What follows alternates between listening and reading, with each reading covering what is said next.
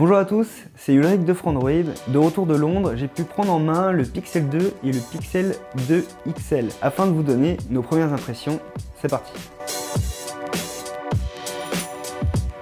Avant de vous parler spécifiquement du Pixel 2 ou du Pixel 2 XL, je voulais partir des points communs entre les deux appareils. Et lorsqu'on regarde le tableau de caractéristiques, on remarque qu'ils ont énormément de caractéristiques communes. Concernant la puissance, on retrouve donc du Qualcomm Snapdragon 835. C'est la même solution mobile que tous les autres hauts de gamme de 2017. Le tout est accompagné de 4 Go de RAM. Ça peut paraître peu par rapport à la concurrence, mais c'est amplement suffisant pour avoir une très bonne expérience utilisateur. On s'en rend compte dès les premières secondes.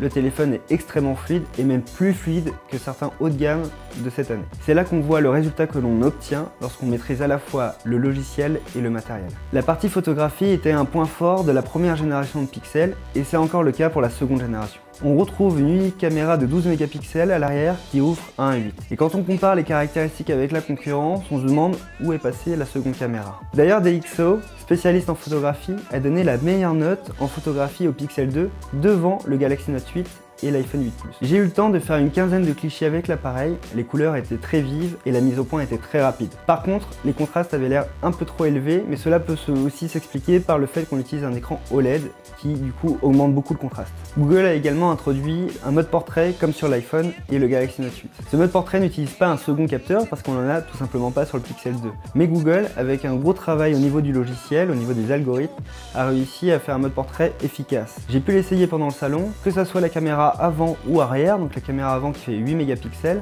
on arrive à créer ce flou à l'extérieur, c'est bien sûr un bokeh artificiel, mais qui permet de créer des portraits très efficaces, même dans des conditions assez difficiles. La partie logicielle, c'est bien sûr la partie la plus intéressante avec les pixels. Ils sont conçus par Google et offrent donc une expérience pure d'Android. Enfin, une expérience pure d'Android, c'est pas tout à fait vrai. En réalité, Google a rajouté quelques petites fonctions et quelques petits changements esthétiques à son interface par rapport à ce qu'on appelle la version AOSP, Android Source Project. Parmi les modifications, on a par exemple une modification de l'écran de verrouillage qui affiche des informations contextuelles.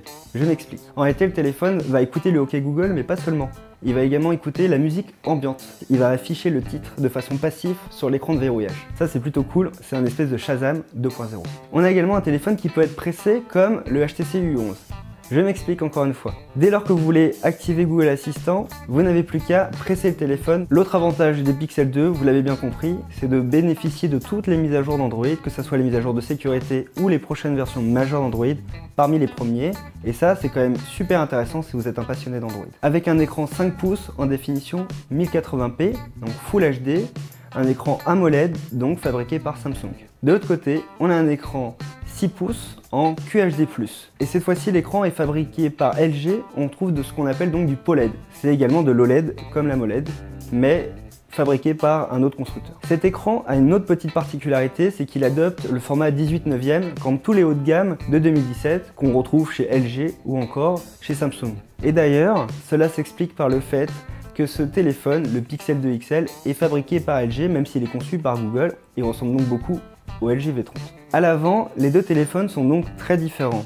Sur le Pixel 2, on retrouve donc un écran de 5 pouces avec des très grandes bordures en haut et en bas, mais qui cache heureusement un double haut-parleur en façade. C'est un design très conservateur et qui va vous paraître très familier parce qu'il ressemble à tous les téléphones qui sont sortis ces 2-3 dernières années. De l'autre côté, Google a suivi la mode des 18/9 avec des bordures d'écran beaucoup plus minces. On n'est pas face à un écran borderless, mais il est quand même très agréable en main.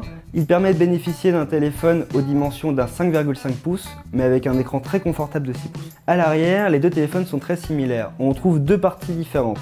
La première partie est composée de verre, qui intègre donc la caméra, mais également le capteur d'empreinte digitale situé sous la caméra. L'autre partie, c'est une partie en aluminium. C'est sûrement ce qui est dommage sur ce téléphone, c'est que cette partie-là, en main, elle ressemble beaucoup plus à du plastique qu'à de l'aluminium. Au final, ce détail qui n'en est pas un fait perdre quelques points au Pixel 2 face par exemple à un Galaxy S8 qui a une finition impressionnante. Que penser donc de ces Pixel 2 et Pixel 2 XL? Pour ma part, je les trouve très réussis, mais aucun coup de cœur. C'est-à-dire que Google a rendu une copie quasi parfaite. On a des téléphones qui remplissent tous les tableaux de caractéristiques de ce qu'on peut attendre d'un téléphone de 2017, mais avec très peu de charme. On a l'impression d'être face à un design suédois, de type Ikea.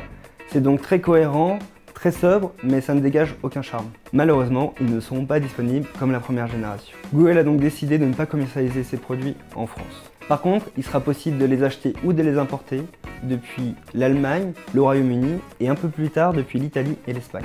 Mais si vous voulez faire de vraies économies, je vous conseille plutôt de vous tourner vers les États-Unis ou le Canada, où les téléphones sont beaucoup moins chers grâce à la conversion dollar ou dollar canadien. Et heureusement, ces téléphones sont compatibles avec toutes les bandes de fréquences françaises, vous pouvez donc acheter les yeux fermés un téléphone aux États-Unis et l'utiliser en France. Malgré le fait que les Pixel 2 ne seront pas distribués en France, on aura l'occasion de les tester et on pourra avoir le travail d'intégration logicielle et matérielle de Google et les comparer à la concurrence. Toute l'équipe Frandroid vous remercie d'avoir suivi cette vidéo et on vous encourage vraiment à suivre notre page YouTube pour être tenu au courant des prochaines publications.